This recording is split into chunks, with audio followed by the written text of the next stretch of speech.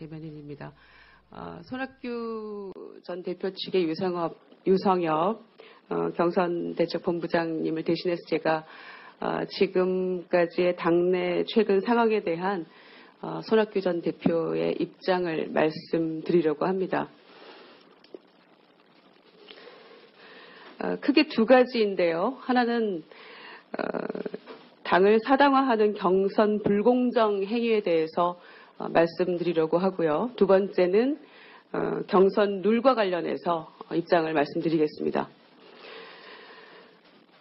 지금 당을 사당화하는 경선 불공정 행위가 국민의당 안에서 광범위하게 이루어지고 있습니다. 일례로 어제입니다. 3월 7일 국민의당 충북 도당 여성위원회는 발대식을 가지면서 2부 순서로 안철수 전 대표의 부인인 김미경 교수의 토크 콘서트를 마련을 했습니다. 3월 8일 오늘 오후에는 국민의당 산하 공조직인 국민정책연구원이 서울시 교육청과 공동으로 교육 문제에 대한 토론회를 개최를 합니다. 여기에서 조희연 교육감과 더불어 안철수 전 대표의 기조 발제 순서를 넣었습니다. 도당 여성위원회와 국민정책연구원은 모두 당의 공적 기구입니다. 그런데 당내 경선을 앞두고 이처럼 특정 후보에게만 독점적으로 기회를 주는 것은 당이 사당처럼 운영되고 있다는 것입니다. 이번이 처음이 아닙니다. 안철수 전 대표 측은 경선 룰이 정해지기도 전에 지역 특보들에게 당원 및 국민광장 회원 가입을 독려하는 문건을 배포하면서 해당 문건에 각 시도당 위원장님은 총괄 특보단장입니다. 라고 명시함으로써 선거 중립의 의무가 있는 시도당 위원장이 특정 후보의 총괄 특보단장을 역할을 맡도록 지시를 한 것입니다. 이미 한 차례 이 부분에 대해서 박지원 대표에게 구두 경고를 받고도 이런 일이 계속 반복되는 것은 안철수 전 대표 측이 공정한 경선을 치를 의사가 없는 것으로 이해할 수밖에 없습니다. 매우 유감입니다. 안철수 전 대표 측의 자성을 촉구하면서 당 지도부의 엄정한 지도와 감독을 촉구합니다. 두 번째로 경선 룰과 관련해서 오늘 특히 이제 기자분들의 전화를 많이 받았는데요. 현재까지 진행된 상황과 입장에 대해서 다시 한번 말씀을 드리겠습니다. 안철수 전 대표 측은 많은 문제를 안고 있는 여론조사와 여론조사의 변형인 공론조사를 각각 30%씩이나 포함해야 한다고 주장하는 한편 경선 룰 협상에서 이루어진 현장 투표에 대한 합의마저 뒤집으려는 시도를 하고 있습니다. 사전에 선거인단을 모집하지 않고 현장에서 신분 확인만으로 투표권을 부여해서 투표하는 현장 투표를 실시하는 것에 대해서는 적용 비율에는 이견이 있었지만 처음부터 합의가 된 것이었습니다. 제1차 경선 룰 협상에서 안철수 전 대표 측은 모바일 투표를 적용하지 않는다면 현장 투표와 여론조사를 각각 50%씩 적용할 것을 주장했습니다.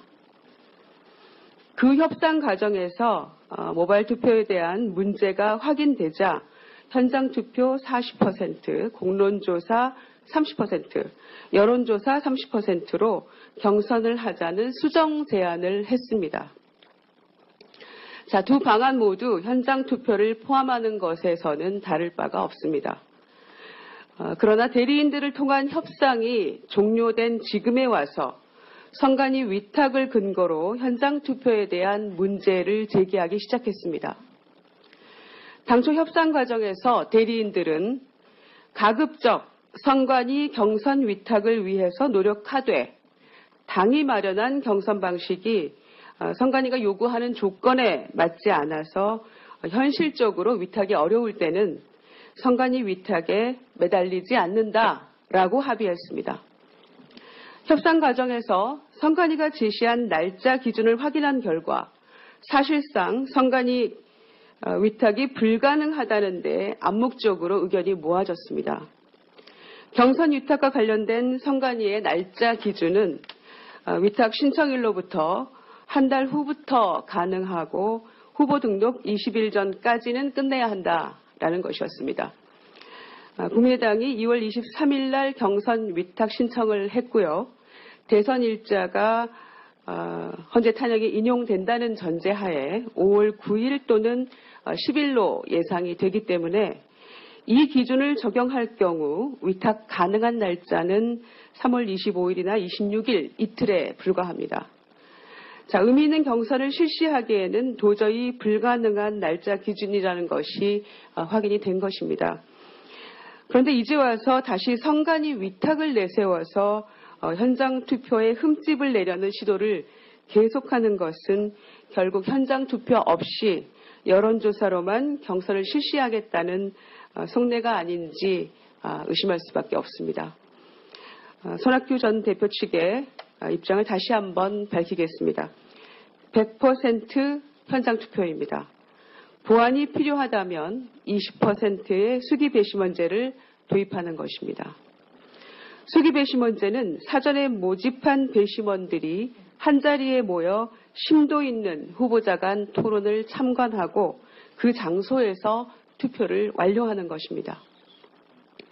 어떤 것이든 전화를 이용한 조사 형식의 경선 방식은 수용할 수 없다는 것이 손학규 전 대표 측의 입장임을 다시 한번 밝힙니다. 이상 마치겠습니다. 고맙습니다. 먼저 국민의당 이야기를 하고 넘어가도록 하죠. 네. 국민의당은 언제나 그렇듯이 우리 쾌변인 양념 꽉 잡고 있죠. 국민의당은 뭐. 네. 그렇습니다. 국민의당 쩐당. 국민만을 생각하나? 국민의당. 근데 국민의당은 여전히 오리무중입니다. 아직까지도 경선 룰을 못 정했고요. 또 다시 네. 그래서 다시 이제 뭐 내부에서는 8일을 데드라인으로 잡고 있다. 이렇게 하고 있고 결국 3월 내에 후보 확정은 물 건너간 것 같은 상황이 됐어요. 네. 자, 그래서 뭐 때문에 지금 이렇게 난리를 치는 건가? 지금 뭐 그 지도부가 중재했는데도 합의가 실패한 거였거든요. 그러니까 여전히 안철수 전 대표 쪽에서는 현장 투표 40, 여론조사 30, 공론조사 30 이렇게 내세우고 있었고 손학규 전 대표 측에서는 현장 80에 그 배심원 투표제로 해서 수기 20을 가자. 뭐 네, 수기 배심원. 근데 보면 그 배심원 공론조사라는 걸 지난번 팟캐스트에서 정확하게 못 집어드렸었어요. 네. 근데 이게 되게 그럴듯한 꼼수예요, 사실상. 뭔데요? 보면은 이 한마디로 말하자면 모바일 투표와 여론조사를 합한 방식이라고 생각하시면 돼요. 그러니까 사실 더민주에서도 모바일 투표 방식은 쓰고 있거든요. 그렇죠. 근데 모바일 투표라는 건 사실 누구나 개인정보와 핸드폰만 있으면 쓸 수 있기 때문에 1인 1투표가 지켜지지 않을 수 있는 확률이 굉장히 높아요. 그렇죠.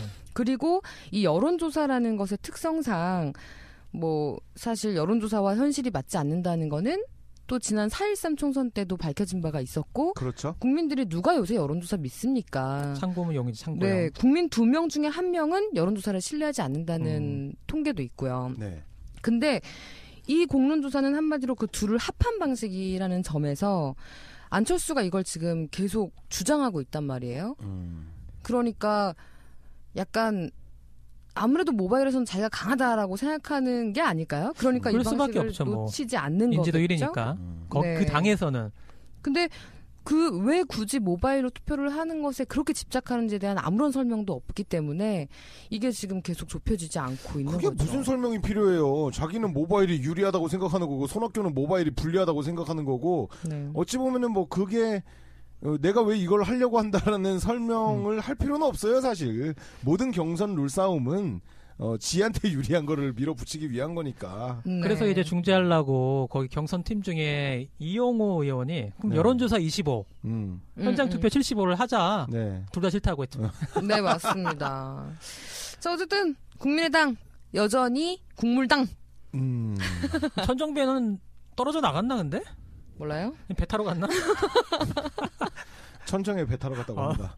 자, 물론 이제 후보들 입장에서는 자기에게 유리한 거를 가지고 경선 룰을 가지고 싸울 수밖에 없어요. 그런데 조금만 더 생각해 보시면 지금 국민의당 경선에 정말 대중들의 관심이 없어요. 완전 아웃 오브 없어요. 안중이죠. 맞아요. 네, 그러니까 안물안궁. 경선 룰은 빨리 통과시키고 경선 지금 그 레이스로 들어가서 흥행을 생각하는 것이 두 분 다에게 유리합니다. 그렇죠. 네, 그래서 좀 이거 가지고 지지부진하게 싸우는 모습만 계속 보이는 거는 결국은 자신들의 지지율을 깎아먹는 아니 행위밖에 안 될 것 안철수는 같은데. 자기가 여기서 인지도 1위면 다 받고 하지. 이 친한 패권주의 아니에요 이거. 그러니까 그 지난번에도 설 대표님 그 얘기 하셨는데 네. 사실 이번에 왜 경선 룰 관련해서는 민주당이 정말 깔끔하게 넘어갔잖아요. 그러니까 문 전 대표가 다 수용한다고 했잖아요. 문 전 대표가 1위니까. 네, 웬만한 거 다 수용하고 넘어가면서 지금 굉장히 깔끔하게 끝났어요. 그러다 보니까 지금 잡음 없이 바로 토론으로 들어가서 잘 하고 있잖아요. 좀 배워야 될 것 제가 같아요. 봤을 때 네. 국민의당을 정리할 수 있는 사람은 이용주밖에 없습니다. 이용주 한번 등장해야 되지 않을까요 여기서? 한 말씀 해주시죠. 후보 김대중 대통령님 아니에요? 김대중 대통령님은 조금 더 힘이 없습니다. 네. 어떻게? 예, 존경하고 사랑에 맞지 않는 국민 여러분, 국민의당 여러분 안녕하십니까? DJ입니다. 이용주. 자, 이용주. 잠시만요. 제가 지금 이게 국민 여러분들께 할 얘기가 있어서 제가 이렇게 왔습니다. 지금 안철수 후보, 손학규 후보는 당장 경선룰을 가지고 싸우는 것을 그만두고 국민들의 심판을 받을 그 당장에서 지금 새누리당은 장영자님과 자 이용주. 증인 지금 경선률을 봤습니까? 안 봤습니까? 달라졌는데 지금 똑같은 증인! 거. 똑같은 거 아니야? 증인 목소리만 커졌어요. 아니 증인 좀 달라. 디테일하게 달라. 여론조사냐? 아 이거 뭐야 이거? 나 이제 나도 헷갈리잖아. 네, 어쨌든 네.